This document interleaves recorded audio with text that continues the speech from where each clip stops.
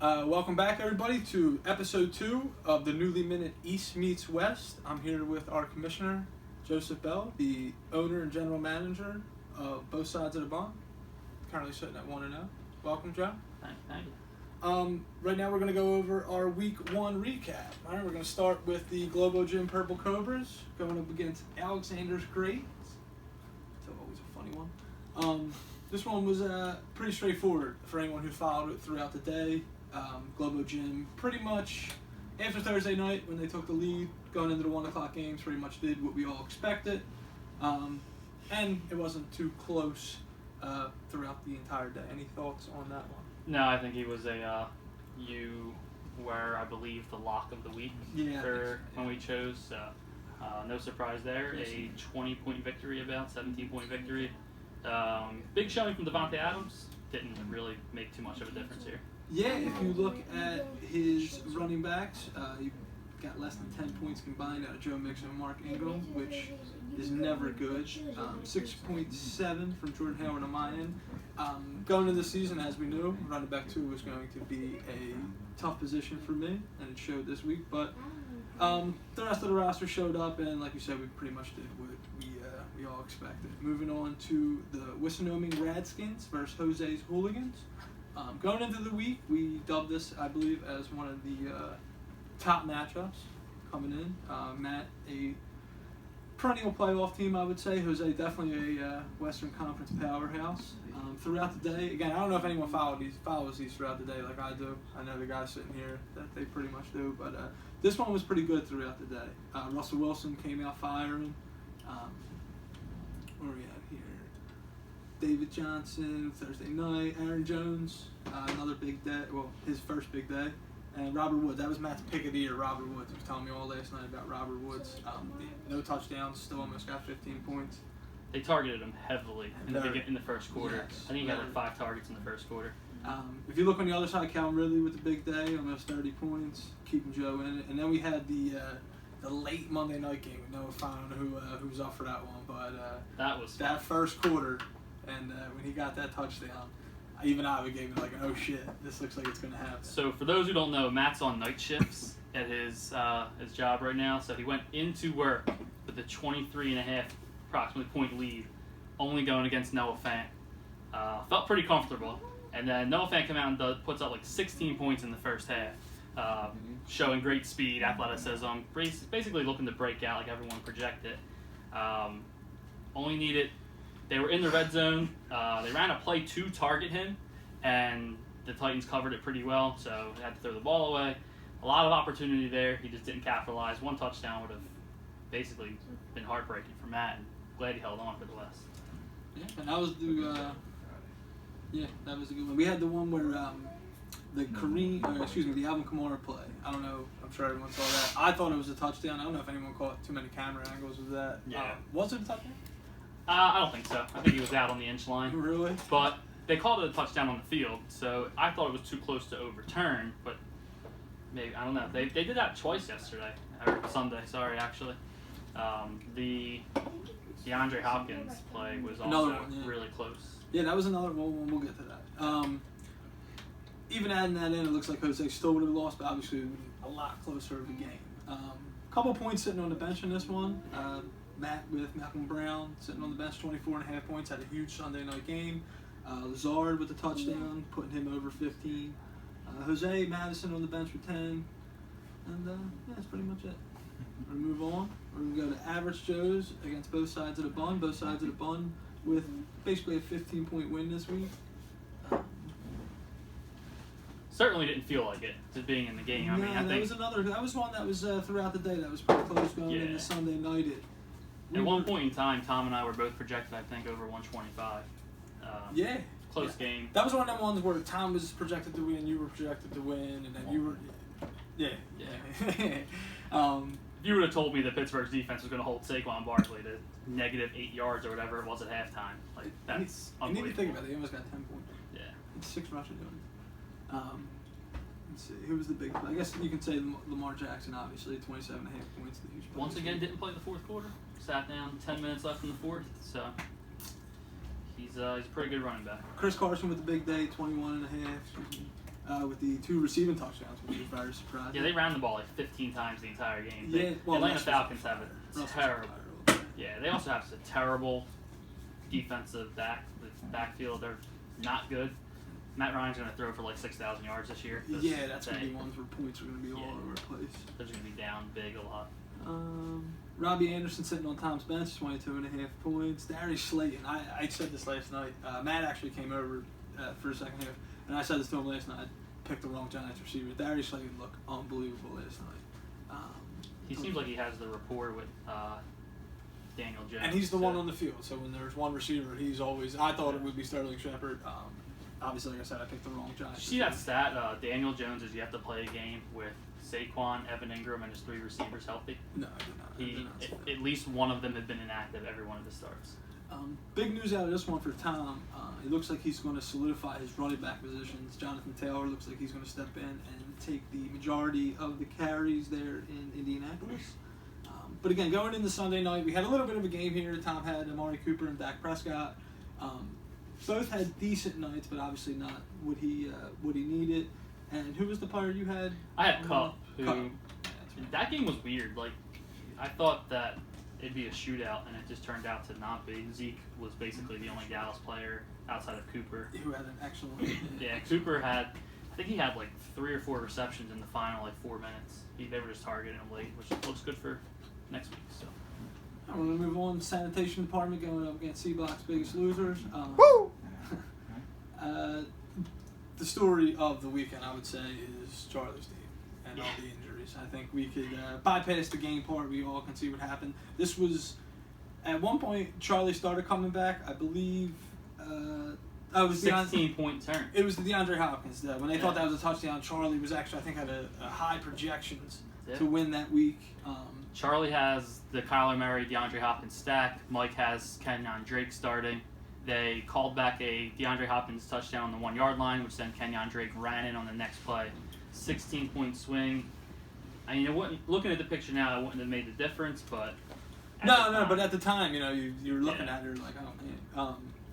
But again, like I said, we can bypass the game here and just check out the roster. Le'Veon Bell, James Conner, Michael Thomas, and Devontae Parker. All injured. Philip Lindsay, another one. Yeah, that's what it was called. Toe. Yeah.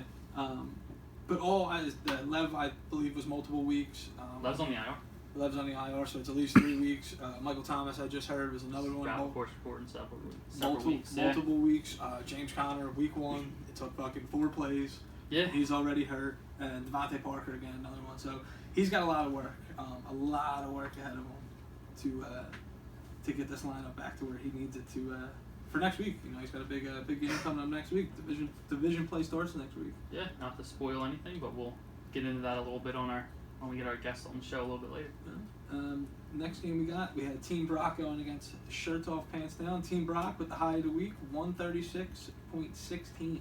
A lot of points. The rematch, the championship rematch, what we call the game of the week. Aaron Rodgers came out firing.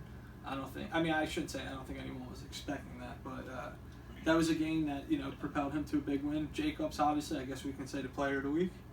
Yeah, I mean he had the volume. He had 25 carries, 3 touchdowns, and he saw 6 targets through the air, which is more than he's seen in any game of his career. So going into the first Monday night game, there was an opportunity, I believe, for Globo Gym, the Radskins, and I think it was just Team Brock for high of the week, and then he. I would have needed like 35. Yeah, I think he stamped that. Juju had that big game, almost 22 points, so he stamped that early on Monday night. Bry coming out, 107.76. Not a bad showing for week 1. The one thing I noticed from Brian's team compared to last year is last year when he was setting these highs of the week early on, the New England Patriots defense was getting him 15, 20 points week in, week out. San Fran puts up 1 point. Kind of, his team is right around average. Now there's the Allen Robinson news. Who knows what's going to happen there? So he might be working the wire this week. And then our last game of the week, the upset of the week.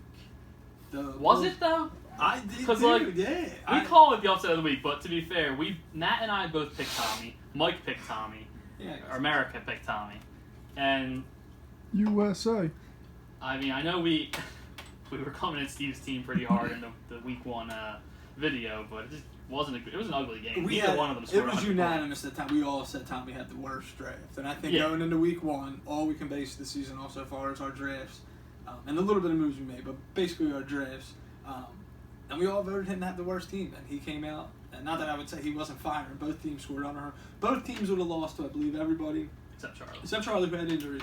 Yeah. But they would have been, significant losses if they played anybody else. They just happened to obviously play each other. And Tommy came out with the win.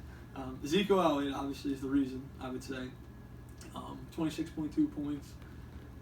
You look at the rest of the roster, 7.8, 6.7. But you have all these players getting under 10 points. It's usually going to spell a loss for the week. But luckily he ran into Steve, who, we all know. Yeah. Starting with week 1 already. He's already panicking. I got a text from Steve earlier, and he said the whole team's for sale. He needs to redo the whole team. As you can tell, you just take a look at it, right?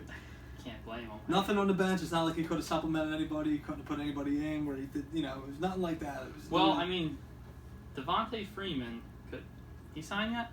No.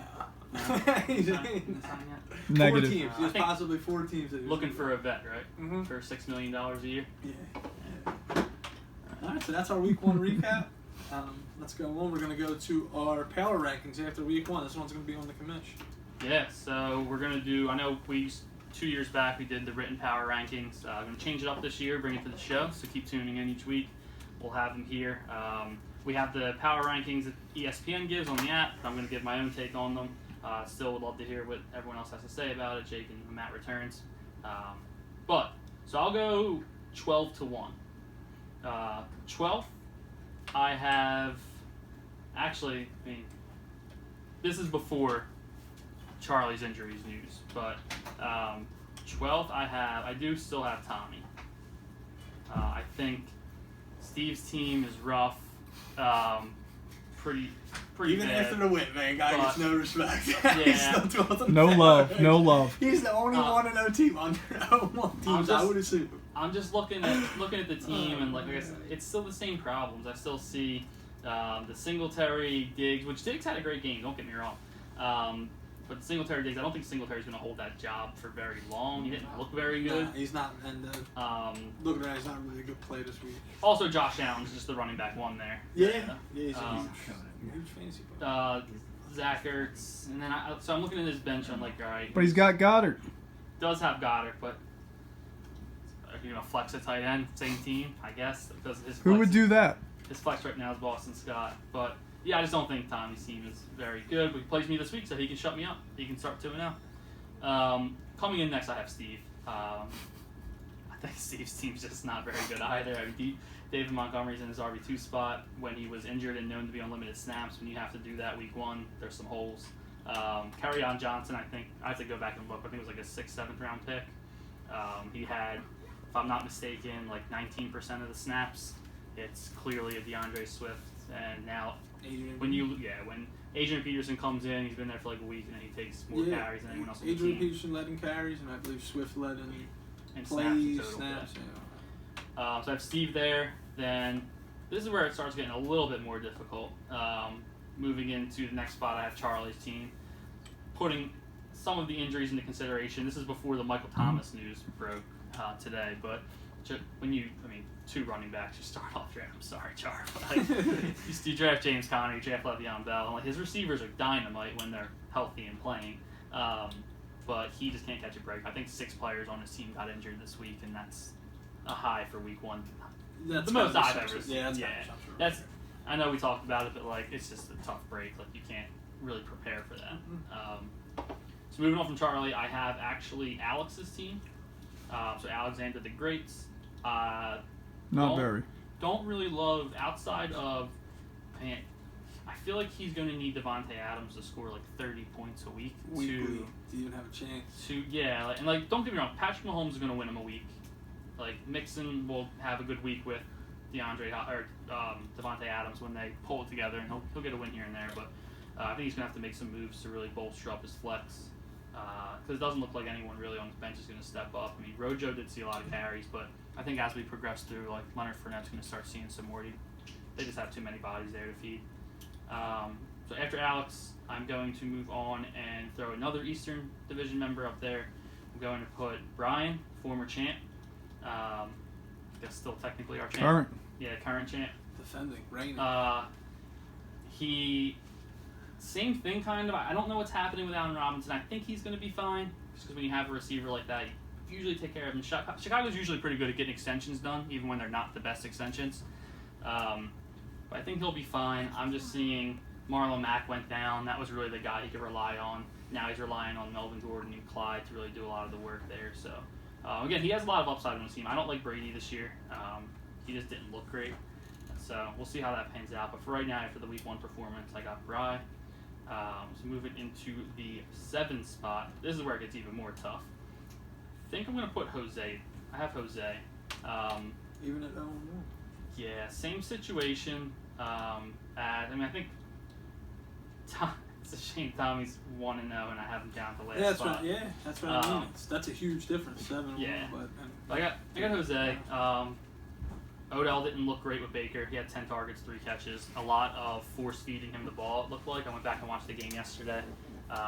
Overthrew him a lot, threw it into double coverage a lot. They just don't seem like they have a rapport at all. He throws to Landry, it looks clean. And Landry's now hurt. Throws to Odell, it just looks... Force. Yeah, it just doesn't look great. So I think he needs to clear up that spot. He can slide Ridley in, but then Gallup, who I think would be sliding into his flex, also saw less targets than the rookie. So some questions there, and Cam Akers doesn't look like he's going to take over that job anytime soon. If anything, you're lucky to get a committee right now. If Yeah, not, Malcolm Brown looks like really good. Yeah, it looks like he's going to be the workhorse there. So I'm going to put Jose next.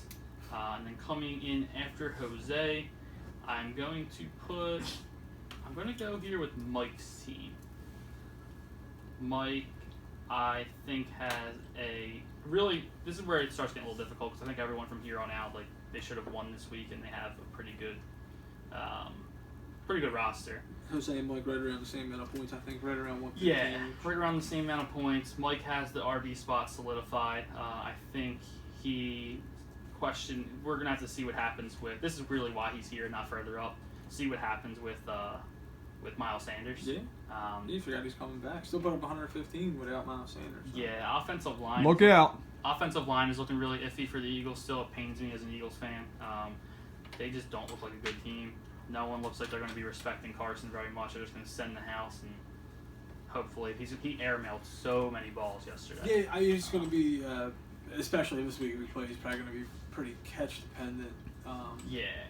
And is he going to be limited? Is he going to come back? Is he going to Mike got the win week 1? He played Charlie, so come on. Low of the week, but he did put up a respectable amount of points. So look at it, you got Miles Sanders. Well, yeah, they're playing Aaron Donald this week. That's why I said Aaron Donald Rams. So being behind, so you would hope that receptions come into play. But you got Kareem Hunt and Miles Sanders on your bench week 1, and you got people just fighting for another running back right now. Yeah, that's all the texts are anymore. Is who has, and it's like every year, who has a running back? We need a running back 2. We need a running back. No one ever needs a running back 1. Everyone always needs that running back 2. Yeah, it's gonna be interesting. So coming next, pains me to say it, but I gotta be honest here in the power rankings. I got myself coming in number 5. Few holes, tight end. I'm admittedly not feeling great about Gesicki, but with Devontae Parker out, he saw his targets go up a lot last year, and Preston Williams went out. Hoping the same thing happens with Devontae Parker. And then I just need to see more work out of Kupp. Kupp he's a receiver who over his career has really seen great things in the red zone. He catches those. He's popular in the end zone, like touchdown passes. That's where Goff looks. But Robert Woods looked to be the target share leader by far on Sunday night. So we'll see where that goes. Coming in after myself, I'm going to put Matt actually. I think Matt's running backs he's the running back king right now. He has 6 of them on his roster that are all playable, but they're a little concerning. He has Aaron Jones, who I don't think is going to continue to see as much work on the ground as he did. I think they ran 4 different running backs on Sunday. So they want to keep working those in, keep people healthy and basically fresh. And then T.Y. Hilton is a wide receiver too, but then looking at his running back like Nick Chubb, the Nick Chubb and Kareem Hunt split scares me. Nick Chubb fumbled. He didn't look great. He ran I think a curl route to start off the day, and it was maybe the slowest car route I've ever seen. Kareem Hunt came in, running out of the slot, running out of the backfield, same amount of carries. So got to keep an eye on that before I put Matt into a higher bracket. You get an interesting number 3 here. What do you think about Malcolm Brown, though, being on Matt's team? Real quick. I think I think McVay is going to run a similar backfield to just by committee. I don't think he's married to Brown. Brown had 2 touchdowns last year. Gurley still saw the majority of the red zone rushes. Cam Akers, you draft him for a reason, right? You don't use second round value. You hope. Yeah, he's going to be the guy. Plus, Henderson was also limited this week. I think they really wanted to be like a 3-headed back, and with Henderson getting healthier, they're just going to end up running him more as well. I see Brown's carries coming down a bit. I'm glad. Well, I can talk about it now because I think some experts are overvaluing him on the waiver wire. People are saying like spend 40-50% of your fab potentially on him. I think that we don't have to talk about that because he's on Matt's roster. So I think that would be way too much.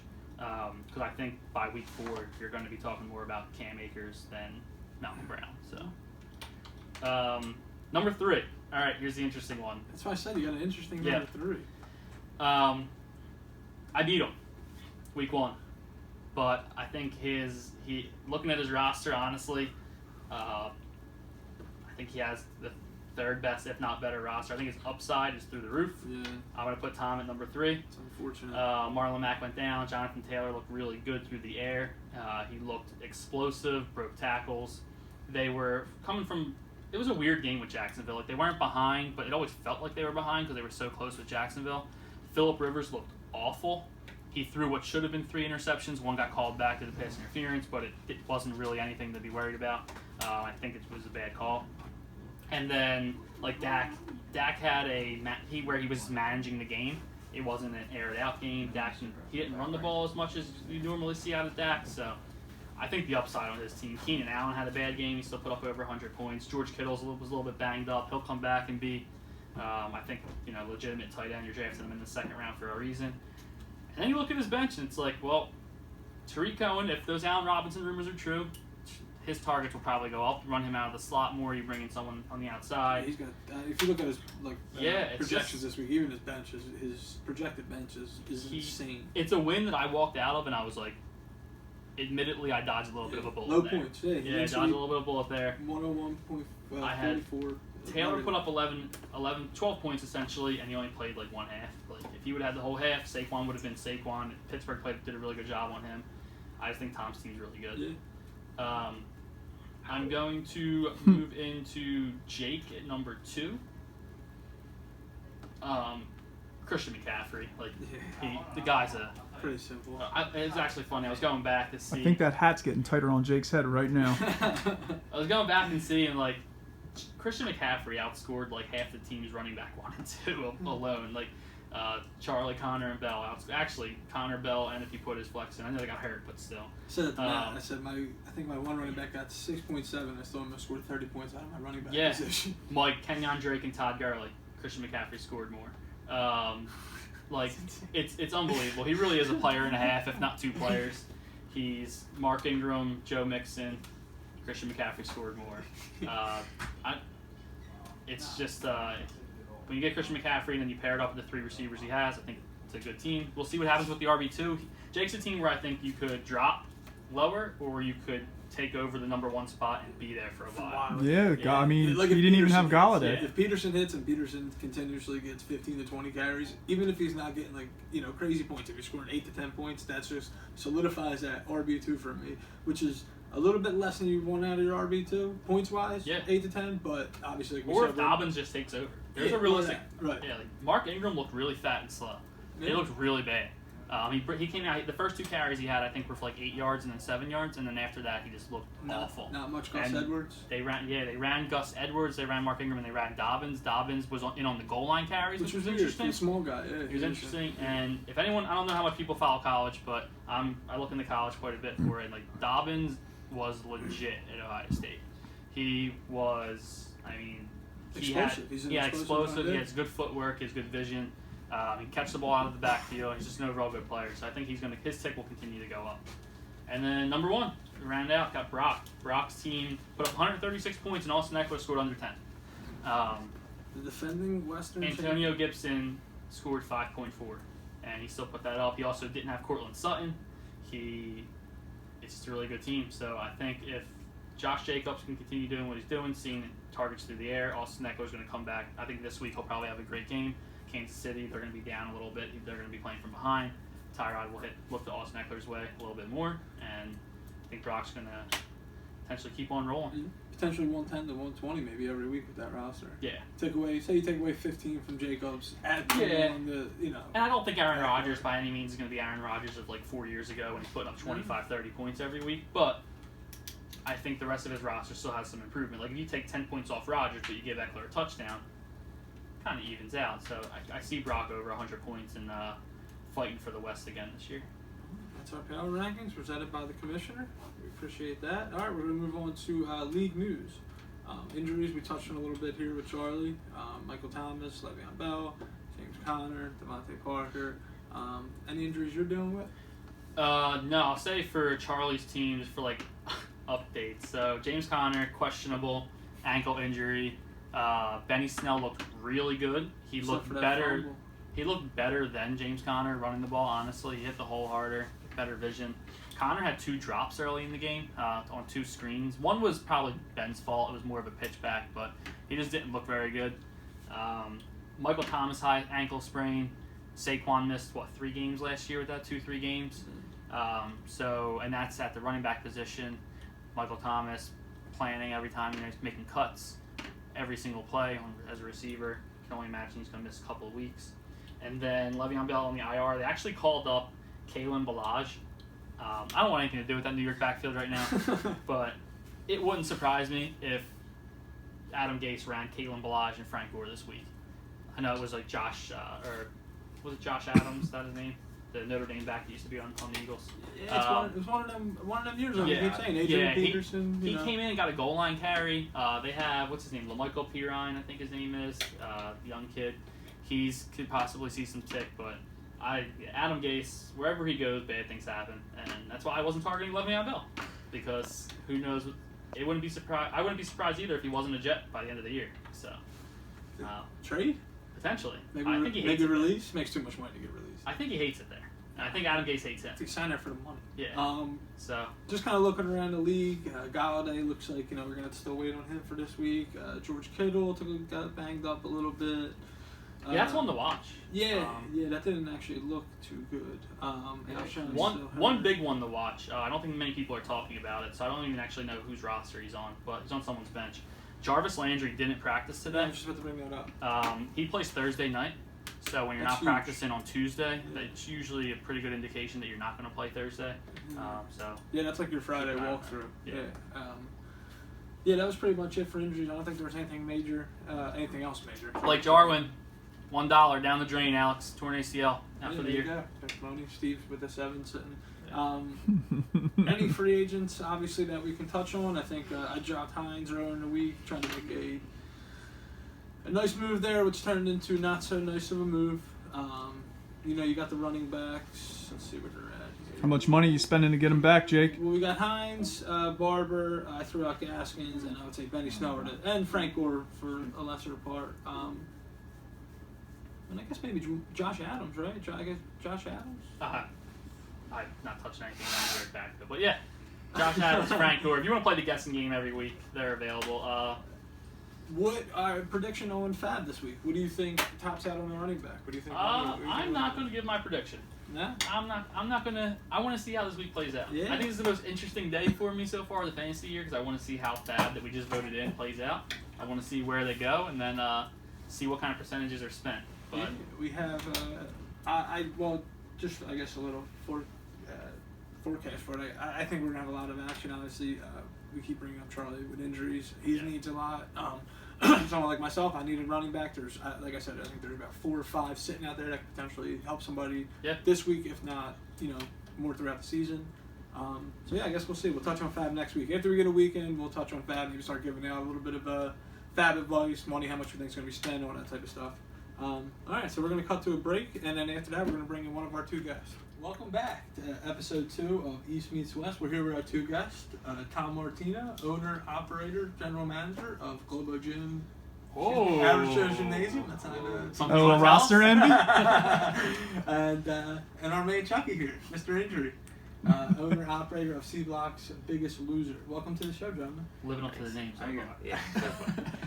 All right, we're gonna start with Tom here. Tom, coming off the week 1 loss to our commissioner over here. How you feeling? It was a rough one. Really? That being said, I still feel pretty good about my team. I really do. Jonathan Taylor. I mean, Marlon Mack's out for the him? year now. You know, we got JT coming up on the scene. Joey, I know you like him a lot. Yeah, I think I got you ranked third, man. I think your roster's legit. Yeah. I beat you and I had you ranked over me. I appreciate that. I mean, yeah, it was what a 15-point loss, but It felt a lot closer. it felt good to break 100 still. It did feel Like a I lot said, closer. Is It was 100 a down still week. a mark? Like look at your. I don't know if you can check them now, but if you check the projections for this week, I think everybody besides maybe a couple are projected Around around 100. 100. Yeah. 2 or 3 teams projected 110 and higher. Are we going to have another year where it's a year like we did 2 years ago, where everything Okay. was explosive? I mean, you know, you need points regardless. You know what I mean? Like I said, a week 1 loss. I mean, it always sucks to lose, but you know, breaking 100 and getting the points is always a Out of positive. division loss, so it doesn't hurt as much. Yeah, I mean, And after week 1, we found a little bit of wide receiver depth. Slayton, Robbie Anderson. oh yeah, Robbie yeah. Anderson obviously. Robbie was Anderson was a solid pick. But I think you found a legitimate number 1 personally in Darius Slayton. I really do. yeah, I Always like on, him. Dude, he was the got- receiver that was always on the field. Anytime I looked on the screen, they had 1 wide receiver. It was him. Yeah, he had Are a big we- game, man. Are you worried at all about last year? He had similar games. He's had blow-up games, went away for 3 weeks, had Well, another blow-up game. Yeah, I mean that's why he's on my bench. You know. You got another year. You know what I mean? Yeah, well, you got another But- year with the quarterback. but yeah, a I bit mean, better repertoire. Who else did he really have to throw the ball to? Sterling Shepard. I mean, I also got Saquon Barkley on my roster too. It's tough starting. You know, 2 guys on an offense like that. But it's nice to know that, like I said, in a league right now where everyone's jockeying for depth and everything like that. I know this week for me it's big trying to I'm gonna get my bench straight. So God forbid anybody gets hurt, I want to make sure I get good depth. You look like you might have found depth already. Yeah, in I a like year my bench. we're in a year where we need that. I mean, at the very least, to fill in for them bye weeks and shit like that. Yeah, I like my bench. I really do. Any reaction to George Kittle? Are we worried at all? I don't think so. I mean, I don't know what happened to him. It was something with his knee or whatever. But like I said, he came back. He played the rest of the game, every snap, literally every snap he played. But he wasn't targeted once. So I don't really know what that tells us. I think he's been I think he'll be held okay out though. of practice. If I'm not mistaken. Yeah. Veteran like Earlier that, this so week, it's, yeah. Yeah, I mean, precautionary. You expect him to play. I'm assuming he's going to be fine. They bring in honestly. Mohamed Sanu. We were just talking about that. St. Fran brought in Mohamed Sanu. Yeah, Uh, they need somebody else other than Kittle to throw Yeah. the ball to. You know what I mean? Debo's out for I know at least I think the first 4 weeks. One of their other receivers I think just got hurt too. yeah, Brandon Ayuk, the rookie. Oh yeah, He's Should be- big this year. He's should be like a coming big back. player. yeah. They said they expect him to play this week. So Not dive and try to pry into too much of your doings here, but strategy, does the strategy change at all after a loss in week 1? I don't think so. No, he's Nah. just keep chucking forward. Yeah, I mean, like I said, I do. I like my lineup. I like my roster. You know, I mean, everyone's always looking to upgrade. Of course, you know that. Mm-hmm. You know, if we can, we will. But This nah, is I the mean, week. Division play opening up this week. This is where you really want to start. Yeah, these games mean, not that the other games don't mean anything, but these are the games that really mean. everybody knows. Yeah, division games This are is- yeah. a little bit more important. This league's than, you know. really big on, your division. Of course, That's yeah. what it's coming down to. So, anybody want to get out there on the trade block? We know you want. We know your tight ends are out there available, but there's Yeah, I anybody. mean, like I said, man, you know, if it's going to upgrade my team, then you know, That's what we're doing. anyone, no one's safe. Nobody. Oh, thanks. All right. Appreciate it. Charlie, how you feeling? It's been a rough week. Yeah. Definitely been a rough week. Definitely. Today's been a rough day. Yeah. A lot of bad news coming out from my team. I have one person on the IR. I got Good thing the IR is only 3 weeks now. got one person that's probably gonna miss multiple weeks. Michael Thomas. I mean, the rest of my team is pretty hurt.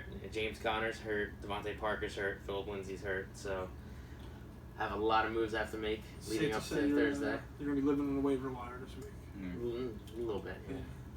Yeah. So again, I don't want to get too much into your business, but how is your strategy going to be going forward? Is this like are we going to spend a majority of our money now? Are you just going to try to load up now and try to get the players that are available? Or are you going to try to just fill a hole here, hope Michael Thomas comes back and Lev comes back, Connor's all right, or how are we going to do I'm going to that? say this is our first ever time with Fab. I guess I'll just leave that up to tomorrow. I guess everybody will figure out how everything plays out tomorrow night.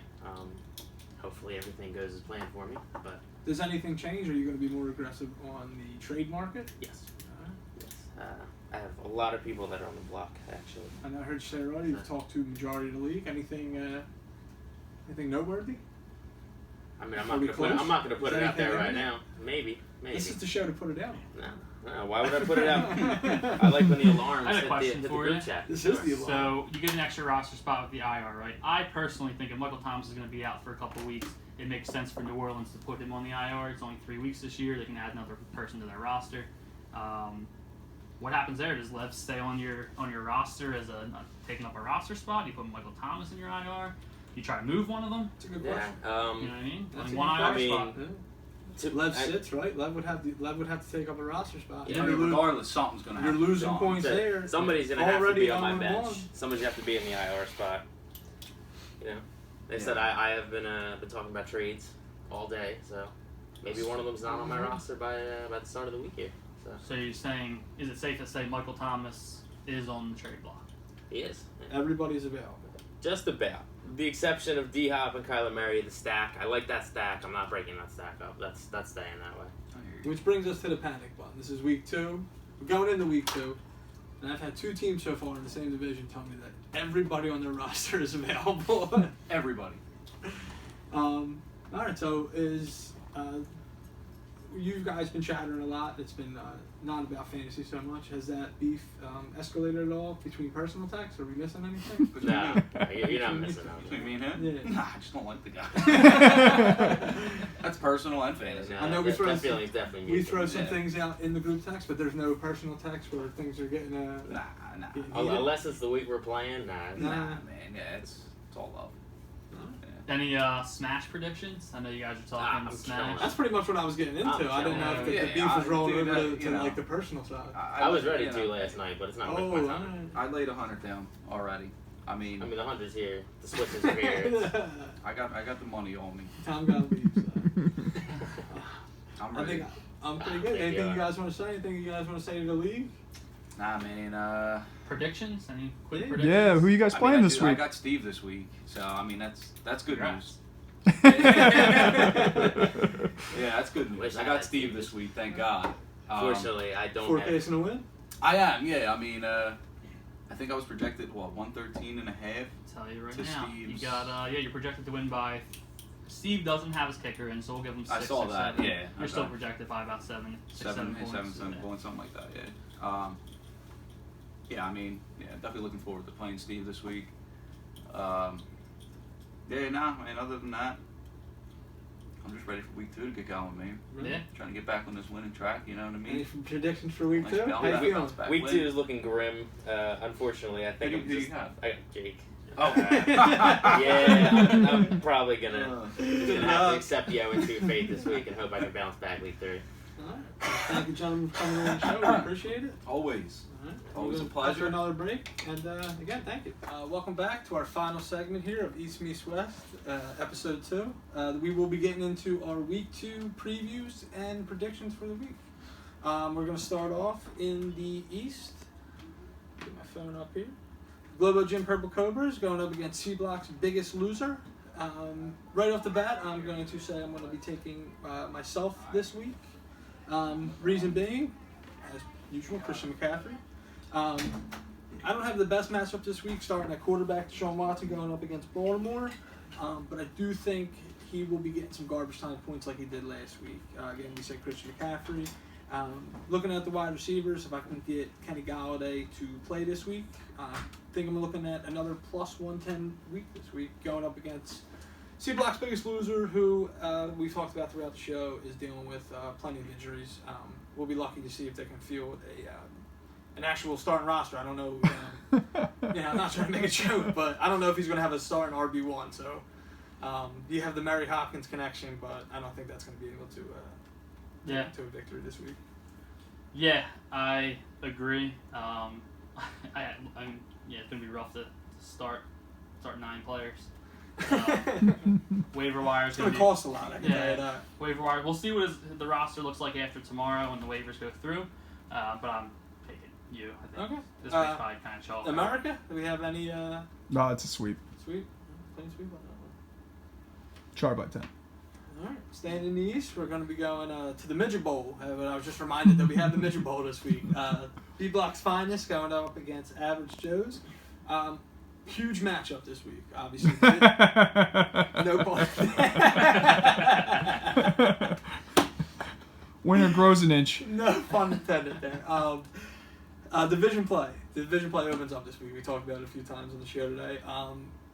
These games are huge. You need to win these games. And throughout this week, I talked to our producer. We're going to go back, hopefully, for next week's show. For the teams that do start 0-2, we're going to get our statistics to see what playoff percentages they have, all that type of stuff. But focusing on the game here, Tom right now has a sizable. I see Steve doesn't have a kicker in, so we'll add in. We'll say 6 for the kicker, just like a standard point.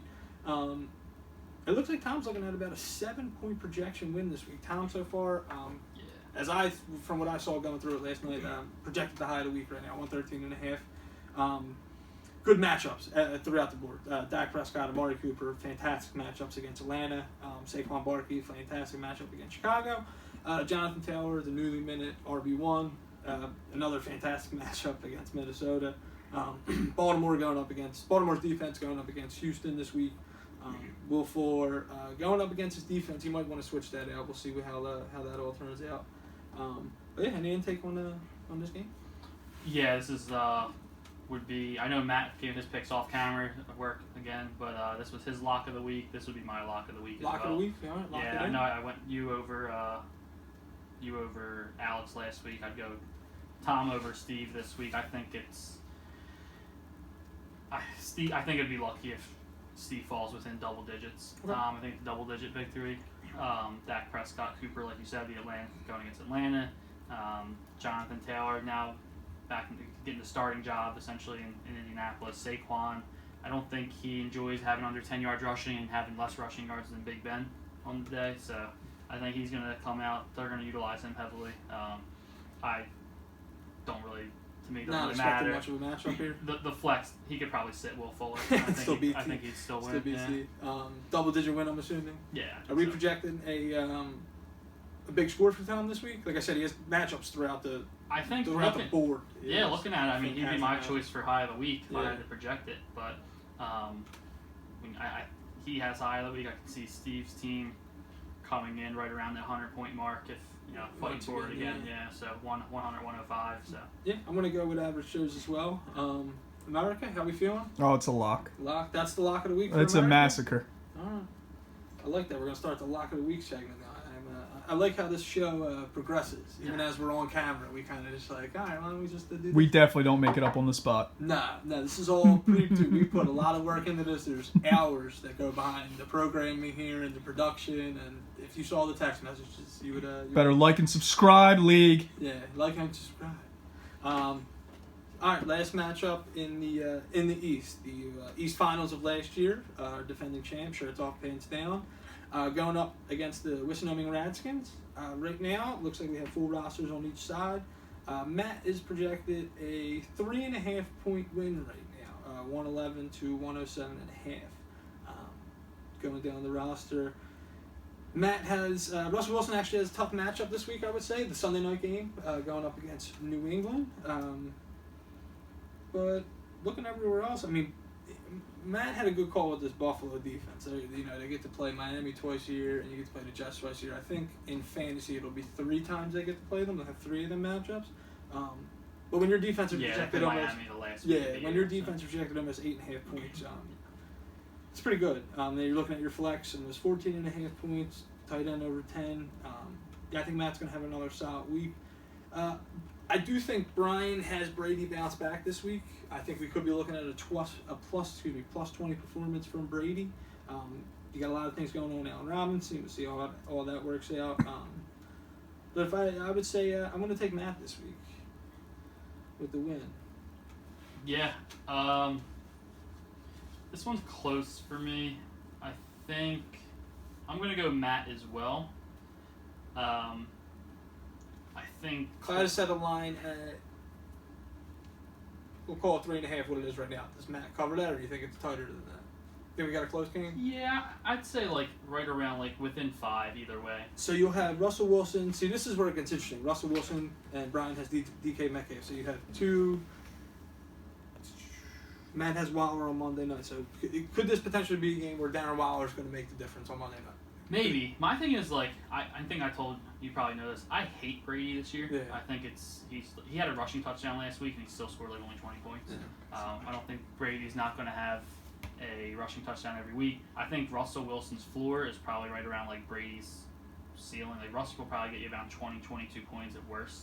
He has the rushing upside as well. He's not going to throw the ball as much as he did last week. They were going against Atlanta's secondary, but yeah, I just don't see. I think Brady and him will kind of equal each other out. Clyde, even if he has a great game, I just think Matt has the matchups. T.Y. has a good matchup against Minnesota. A lot of talent, man. There's a lot. He's got a lot of. I was saying this off camera. We were talking about Tom's team, but Matt. If you look at Matt's starting roster, it's not so much as his depth opposed to Tom. Tom has a lot of depth, but Matt's starting lineup is it's got a lot of firepower. It's good. I'm still concerned, like I said, with Chubb earlier, and then David Johnson is two players that right, absolutely. It's not overreact to week 1. I think he still has to prove it to me. But then you got a lot of depth there. I mean, say David Johnson, slips. You were too high on Malcolm Brown. Yeah. But you could potentially have a Malcolm Brown slip into there. You know what I mean? Like, as a flex spot, I think you're in a good position, David Johnson. Yeah. Obviously, he's able to continue to do what he did week 1. If not, he's got a little bit of depth there. But as far as this week, yeah, what comes down to me is like Evan Ingram's got Chicago. He looked awful week 1. I don't know if everyone watched the Pittsburgh Giants game. He had a big drop. He just didn't look great. The targets were there. He still just didn't produce. Melvin Gordon now has Pittsburgh. They just bottled up. Maybe the best defense. Yeah, they held Saquon to under 10 yards. I don't see. And Melvin Gordon just doesn't have that explosiveness that Saquon does to get a 60-yard pass and salvage his fantasy week. And then Allen Robinson is going against a Giants secondary. They brought over, Bradbury from Carolina. He's going to more than likely shadow Allen Robinson. There's plenty of targets for Anthony Miller. Yeah. All right, so we're going Matt, America. Upset of the week alert. Brian? The champ shows up. America taking Brian. We're going to go out west. Our weekly high of last week, Team Brock, putting up over 135 points, going up against Jose Hooligans. 2 teams projected under 100. This is a weird one to me. Let's take a look here. You got on Jose's side, Carson Wentz going up against the Rams. I do not like that matchup whatsoever. Kamara going up against Vegas. I think it's a pretty good matchup. Cam Akers. We'll see what Jose does with his roster. I'm expecting some tweaking from Jose. I don't expect this to be his roster going into this week. Odell Beckham. You had concerns about Chubb. I have a lot of concerns about. Oh yeah, I'm concerned about Odell as well. Yeah, we talked about this. Yeah. It seems like it was being forced. Every pass, I know Baker said it, but it did. It looked like every time he was trying to throw him the ball, it was like, we got to get it to Odell this pace. You know what I mean? Like Baker just looked really bad. Like that's a good defense. I mean, it's a good team. It's a hard team to go up against week 1. Even the throws that were there, he just Njoku bailed him out on one down the sideline. He basically had to go up and get it over a defender's back. R.I.P. Landry bailed him out on 1 or 2 with some excellent footwork on the sideline. Kareem Hunt made something out of nothing quite a bit. A little check down. He took it for 11, 12 yards. But Baker just looked really bad in the pocket. He has this thing where he drops back and he just looks like he's what's his 3rd year in the league now? Yeah. You would think he's a rookie. Like, he immediately panics. It might be because they just haven't had an offensive line there ever. Yeah, you're a little skittish. And you see him pump faking and twitching a lot, and it's just usually when that happens, he ends up just going down the sideline to Odell Beckham. Yeah, and it just doesn't pan out. So he needs to get something figured out there quick, or else they might be looking for a quarterback again pretty soon. Right now, Jose is projected about a 3-point win. Yeah. I don't think these rosters are set. I think both these rosters are going to be tweaked. You got Gibson in the flex. Courtland Sutton should be coming back this week, so we could see a change there. I don't know if I play him, though. You don't think so? I don't know. Of course, like he comes back, he has Pittsburgh's defense. They're at Pittsburgh. Right. Yeah, you know what I mean. We just talked about that. Yeah, his arm can't be great, or else that's what it was, right? It was like a shoulder. Yeah.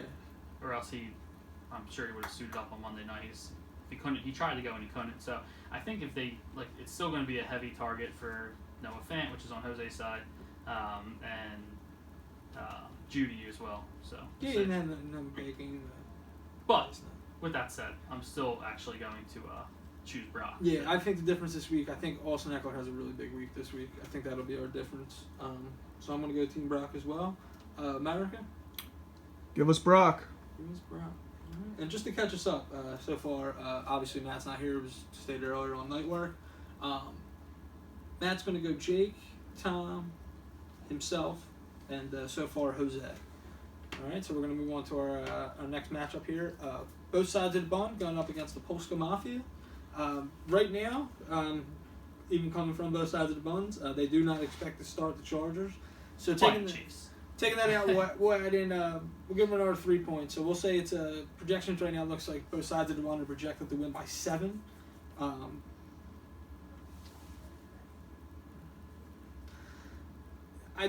gonna say I'm gonna win. Yeah. Well. See, yeah. I like. Man, I don't like that. The whole thing for right now is looking at Scott in the flex position, and I just can't. I don't see them doing much this week. I don't think he continues to start him. He's got Denver right now in his defensive spot. Looking at the other side, Cup, Carson, Henry. Reluctantly, I want to have to go Joe. I think it's going to be a little bit closer than. A lot of people think. Yeah, I honestly do. If he tightens up that flex spot, I actually like his matchups this week. You got Matt Ryan going against Dallas, and you got obviously Ezekiel going against Atlanta. I think that's going to be a high-scoring game. It's going to be a lot of points there. Singletary going up against Miami. You would figure Mike Evans has a bounce-back week, right? I don't think he had a catch last week. He had 1 catch, 0 catches. Bruce Arians reportedly feels bad. He just needs a quarterback to throw him the ball. He needs a quarterback. The goat ain't working. So yeah, reluctantly, I'm going to go Joey here. But like I said, this could be and I hate to say this about the guy. He's 1-0, but this could be another upset. He gets no respect in this league right now. I apologize, Tommy, but yeah, I'm going to go Joey this week. Yeah, I think I'm going to go myself, obviously. I think Lamar Jackson lights up the Houston their defense. I think that pairs well. Marquise Brown and Lamar Jackson. Marquise Brown had all 5 receptions for over 100 yards in the first half because they were winning by 36 points or whatever it was, 32 points. He just didn't have to play. They ran the ball. They ran checkdowns, and Lamar Jackson's third down safety blanket when he needs to move the chains is Mark Andrews, so he had a lot of targets in the second half. I think they both come out firing. Lamar Jackson may not have to play another fourth quarter. We'll see. But Derrick Henry had a really inefficient day yesterday, and still ended up with about 14 points, I think, against Jacksonville's front. Before Marlon Mack went out, you saw what he was doing. He was dashing that defense. Yeah. He was dashing pretty well. He was breaking off 8-yard runs, 10-yard runs. And then Jonathan Taylor stepped in and did the same. I think Derrick Henry finally gets in the end zone, has a good week. And Cooper Kupp gets to go against our secondary, which is, we're... Right now, not looking too good. Yeah, we're not looking great, so that's a topic for a whole other time. America, the matchup between both sides of the bun and Polska Mafia. Who we got? Gotta go, Joe. Going Joe. All right.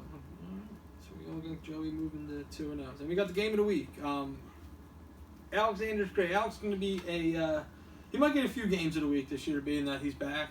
But of course, we have the Solanic Bowl, as we like to call it. Solanic Sanitation going up against Alexander's Greats. Right now we have Mike projected to win by looks about 2.5 points. I'm going to be honest, as much as I was liking Mike's team, and I still do like the team, I like Alex this week. I think Patty Mahomes had a decent week last week, but I think he absolutely goes off this week. Just a little fantasy advice, I would take Mark Ingram out of the lineup, move up Mostert into my RB2, and that leaves you open for Ronald Jones or A.J. Green to move into the flex position, which, again, I like Tampa Bay. I like Tampa Bay this week. I'm not going to say I like them for the season, but I do like them this week. I like all their stars, all their players to have a nice day this week.